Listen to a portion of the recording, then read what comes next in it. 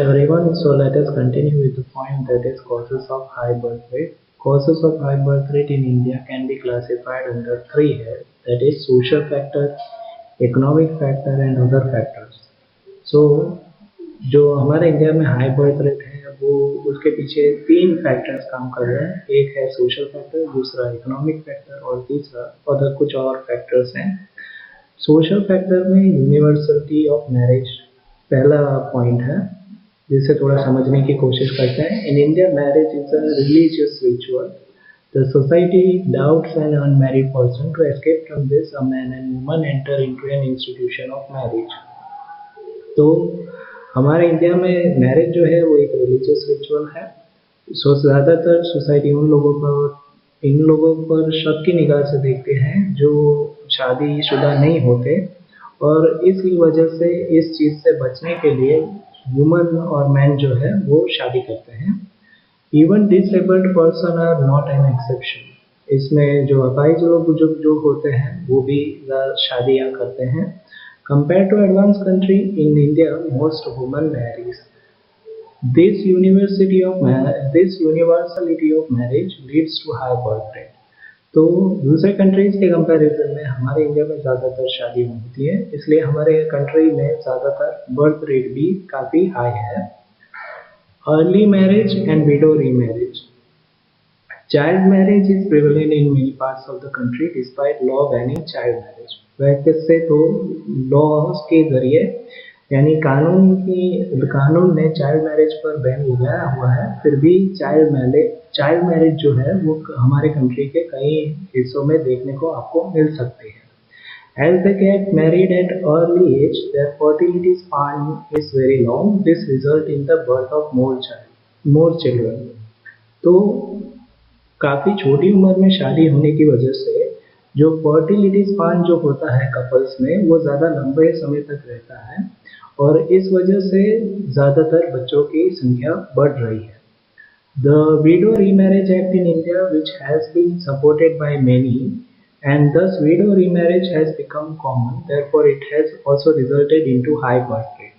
हमारे यहाँ में विडो रीमैरिज एक्ट जो है वो लागू किया गया है, और इस वजह से विडो रीमैरिज भी ज़्यादा होने लगे हैं, जिसकी वजह से बर्थ रेट जो है वो इंक्रीज हो रहा है। Now third point is related to preference for male child. Indian society is male dominate and more important is given to son rather than daughter for the following three reason. हमारी जो society है वो एक तरह से male dominant society है, और यहाँ पे जो मेल चिल्ड्रन होते हैं, जो मेल चाइल्ड होते हैं, उन्हें ज़्यादा प्रेफर किया जाता है in comparison to female child. इसके पीछे तीन रीज़न है। पहला जो है, it is believed that there is a hell named Pu and son birth can stop them from reaching this hell. तो एक नर्क है जिसका नाम पू है, और अगर लड़का होता है तो जो पेरेंट्स होते हैं वो उन्हें उस नर्क में जाने से बचा सकते हैं, इसलिए मेल चाइल्ड को ज़्यादा प्रेफर किया जाता है। दूसरा रीज़न है फॉर प्रोक्रिएशन, यानी कि वंश को आगे बढ़ाने के लिए भी मेल चाइल्ड की ज़रूरत होती है।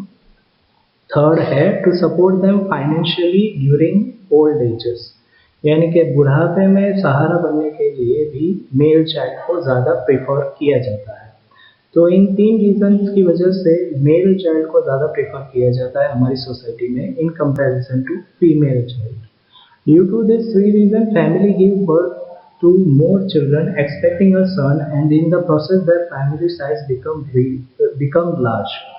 तो इन तीन रीजंस की वजह से जो फैमिलीज हैं वो ज़्यादा बच्चे रखने में बिलीव करते हैं, और इस वजह से जो फैमिली का साइज जो होता है वो भी बड़ा होता रहता है। Okay, so in the next slide we will continue with the last point that is in the social factor, and we will start with a new point that is related to economic factor.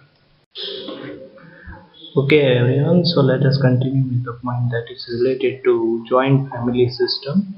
In this point, it is being stated that there is the prevalence of joint family system in rural areas of India. As a result, the financial responsibility of upbringing of child is distributed among all family members, and hence a child does not become a burden leading to high birth rate. तो social factor में से एक factor होता है joint family system का। हमारे यहाँ पे ज़्यादातर रूरल एरियाज में आपको जॉइंट फैमिली सिस्टम देखने को मिलेगा, और जॉइंट फैमिली सिस्टम में ज़्यादातर जो भी चाइल्ड से रिलेटेड फाइनेंशियल रिस्पॉन्सिबिलिटी होती है या फिर जो भी फाइनेंशियल एक्सपेंस होता है वो फैमिली के मेंबर्स आपस में बांट लेते हैं। इस वजह से बच्चे के होने को किसी तरह से भी बर्डन नहीं समझा जाता, और उस वजह से आपको high birth rate rural areas में देखने को मिल सकता है। दूसरा जो पॉइंट है वो इकोनॉमिक फैक्टर है, and in that the first one is low level of education. Education and population growth has complex relationship. This is more so regarding female education. Inadequate education made it difficult to understand the need of small family. As a result, the family size tends to become large, and education and the number of children in a family has inverse relation over the world. तो ज़्यादातर हमें ये देखने को मिला है कि low level of education की वजह से या फिर इनएडिक्वेट एजुकेशन होने की वजह से हमारे यहाँ पे ज़्यादातर लोग स्मॉल फैमिलीज़ की इम्पोर्टेंस को नहीं समझ पाते। इस वजह से ज़्यादातर लार्ज साइज फैमिलीज़ आपको देखने को मिल सकता है। It has been found that as compared to illiterate women, the women who had primary education gives birth to less number of child. ये देखने को मिला है कि जो वुमेन्स यानी जो भी औरतें इलिटरेट होते हैं उनकी कंपैरिजन में जो लिटरेट वुमन है या फिर जिनके पास प्राइमरी एजुकेशन है वो कम बच्चों को प्रिफर करते हैं, यानी कि कम बच्चों को बर्थ देने को प्रिफर करते हैं। This prove true for middle school educated and secondary school educated as against primary school educated women. तो ज़्यादातर जो मिडल स्कूल एजुकेटेड है या सेकेंडरी स्कूल एजुकेटेड या प्राइमरी स्कूल एजुकेटेड वुमन है वो ज़्यादा कम बच्चे प्रिफर करते हैं, यानी कि कम बच्चों को बर्थ देने को प्रिफर करते हैं। From this experience it can be said that the birth rate is high because of illiteracy and low education. इससे आप ये कह सकते हो क्योंकि अच्छी लिटरेसी ना होने की वजह से या फिर इलिटरेसी की वजह से और लो लेवल ऑफ एजुकेशन की वजह से बर्थ रेट जो है वो काफ़ी बढ़ता है।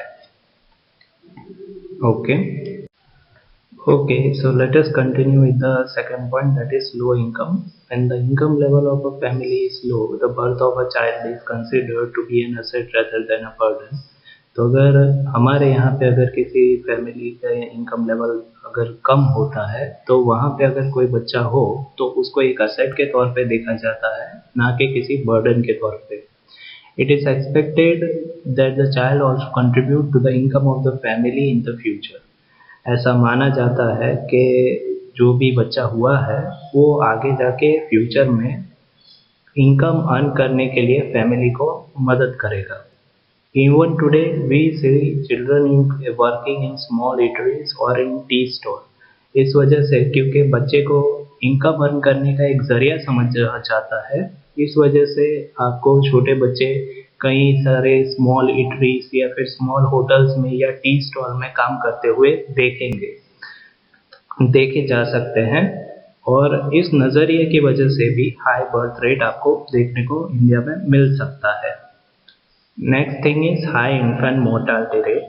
Out of every 1,000 children born in a given year, the number of child death before 1 year of age is known as infant mortality rate. तो जो infant mortality rate है वो ये दिखाता है कि कितने बच्चे एक साल के अंदर 1000 में से कितने बच्चे एक साल पूरा होने से पहले ही मर जाते हैं। That is showing the infant mortality rate. The extent of infant mortality rate is quite high in India in comparison to various other developed countries. तो यहाँ पे आपको एक टेबल दिखाया गया है जो infant mortality rate को प्रेजेंट कर रहा है। इसमें 1951 में जो infant mortality rate है वो 146 है, जो बाद में 2011 में गिर के 41.40 तक पहुँच गया। So, in India, infant mortality rate in 1951 was 146, which fell to 41.40 in 2011, but still the rate is considered to be high.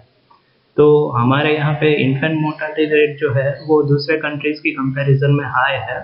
इसके पीछे कुछ रीजंस है. The main reason for high infant mortality rate was is due to poverty, less care is given to girl child, lack of nutrition food, frequent absorption among women, and age-old practices in upbringing of child, inadequate medical facility, and less gap between two children are some of the reasons that are leading to high tendency of birth rate. तो इन सभी कारणों की वजह से आपको high birth rate देखने को मिल सकता है, जैसे कि ज़्यादातर गर्ल चाइल्ड को प्रेफर ना करना. दूसरा, जो ओल्ड एज अपब्रिंगिंग है यानी कि पुरानी जो सोच है उसकी वजह से, और लेस गैप होता है ड्यू टू चिल्ड्रंस के बर्थ के बीच में लेस गैप होने की वजह से ज़्यादातर हाई बर्थ रेट देखने को मिल सकता है.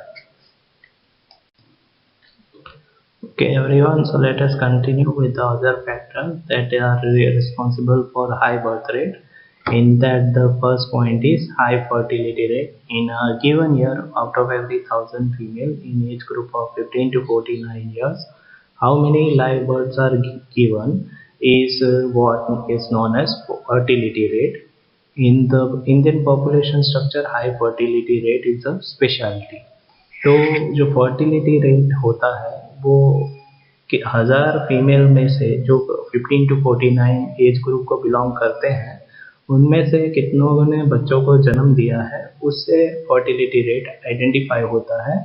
जनरली हमारे इंडियन पॉपुलेशन स्ट्रक्चर में हाई फर्टिलिटी रेट जो है वो एक स्पेशलिटी है और इसकी वजह से हाई बर्थ रेट आपको देखने को मिल सकता है. Next point is lack of family planning information. Family planning refers to decision of size of family and maintaining gap between two children based on proper understanding. तो जो फैमिली प्लानिंग होता है वो जो भी हम साइज ऑफ फैमिली के से रिलेटेड जो डिसीजंस लेते हैं उससे रिलेटेड है और उसको maintaining gap between two children यानी कि दो बच्चों के जन्म के बीच में प्रॉपर गैप को मेंटेन करना, उसको भी हम फैमिली प्लानिंग कह सकते हैं. इसे एक और नाम से भी जाना जाता है, that is a planned parenthood. In India, poverty, social custom and religious belief combined with low level of education has acted as an obstacle to family planning. तो हमारे इंडिया में पावर्टी, सोशल कस्टम और old religious believe होने की वजह से, इसके अलावा कम एजुकेशन होने की वजह से प्रॉपर फैमिली प्लानिंग ज़्यादातर लोग नहीं करते और इसकी वजह से हाई बर्थ रेट आपको देखने को मिल सकता है. इसके अलावा lack of knowledge regarding instrument of contraception and sometimes scarcity of doors also leads to high birth rate. तो अच्छे कॉन्ट्रासेप्शन के बारे में ज़्यादा इंफॉर्मेशन ना होने की वजह से या फिर उसकी स्कैर्सिटी होने की वजह से भी हाई बर्थ रेट आपको देखने को मिल सकता है. Okay, everyone, so let us continue with the point that is causes of low death rate. So in that, the first point is improvement in standard of living. The standard of living of people has improved because of the rise in income of the people due to economic development. तो economic development अच्छा होने की वजह से लोगों की income level में काफ़ी अपलिफ्टमेंट हुआ है जिसकी वजह से उनका स्टैंडर्ड ऑफ लिविंग काफ़ी इम्प्रूव हुआ है. People of our country have started getting better quality food grains, better housing, health care and education, which has lead to decreasing death rate. अब स्टैंडर्ड ऑफ लिविंग हमारे country में improve होने की वजह से लोगों के पास अच्छे बेटर क्वालिटी के फूड ग्रेन्स की सुविधा है, बेटर हाउसिंग फैसिलिटी है, हेल्थ केयर और एजुकेशन ओरिएंटेड फैसिलिटी होने की वजह से जो डेथ रेट है वो काफ़ी डिक्रीज हुआ है. Next point is control over epidemic. In the beginning of 20th century, there were life-threatening diseases like plague, measles, tuberculosis, malaria, etc., which raised the death rate. But at the end of 20th century, development resulted in extraordinary progress and innovation of varied immunization, vaccines, This resulted in successful control of aforesaid diseases and death rate. तो 20वीं सदी के पहले कुछ life threatening diseases prevalent थे, जैसे कि plague, micelles, tuberculosis, malaria जैसे diseases फैले हुए थे, जिनकी वजह से डेथ रेट जो है वो काफ़ी अपलिफ्ट हुआ था, डेथ रेट जो है वो काफ़ी हाई था। लेकिन 20वीं सदी के ख़त्म होने तक डेवलपमेंट की वजह से कुछ वैक्सीन्स डेवलप हुए थे, कुछ वैक्सीन्स को इंट्रोड्यूस किया गया था, जिनकी वजह से ऐसे डिजीजेस पे कंट्रोल लाया जा सका और जिसकी वजह से डेथ रेट काफ़ी डिक्रीज हुआ। Now third point is control on drought. Science and technology lead to control over drought. As a result, the death caused by hunger could be stopped. तो साइंस और टेक्नोलॉजी के होने की वजह से जो ड्रॉथ रिलेटेड सिचुएशन है उस पर कंट्रोल मेंटेन कर पाना पॉसिबल हुआ है, और इस वजह से जो भी भूखमरी से जुड़ी हुई मौतें थी या फिर जो भी लोग भूखमरी से मरते थे उनको थोड़ा रोका जा सका। Considerable increase in the supply of food grain was registered after 1966 when Green Revolution was introduced in India.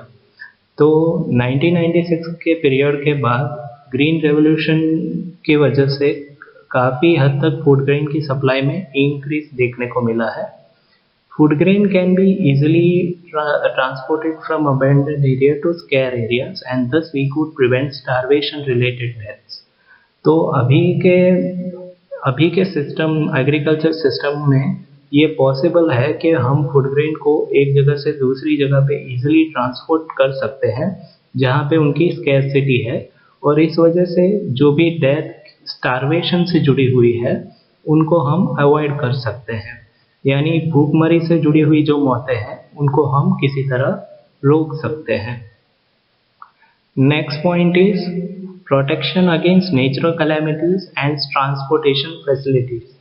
Earlier, natural calamities like earthquake, tsunami, landslide, floods, famine, etc. lead to high death rate.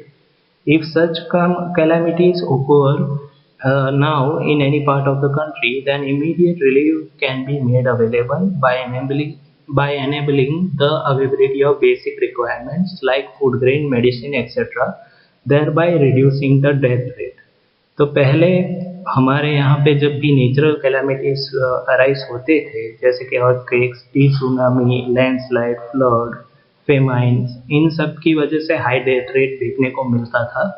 लेकिन अभी अगर देखा जाए तो अगर ऐसे कुछ disaster या फिर ऐसे कुछ नेचुरल कैलामिटी कहीं भी अगर अकर होते हैं तो इमीडिएट रिलीफ फैसिलिटी या इमीडिएट रिलीफ सर्विस जो है वो इजीली अवेलेबल करवाया जा सकता है, जो बेसिक रिक्वायरमेंट जैसे फूड ग्रेन या मेडिसिन से जुड़ी हुई रिक्वायरमेंट को काफ़ी आसानी से फुलफिल कर सकते हैं। इस वजह से भी डेथ रेट में काफ़ी रिडक्शन आया है।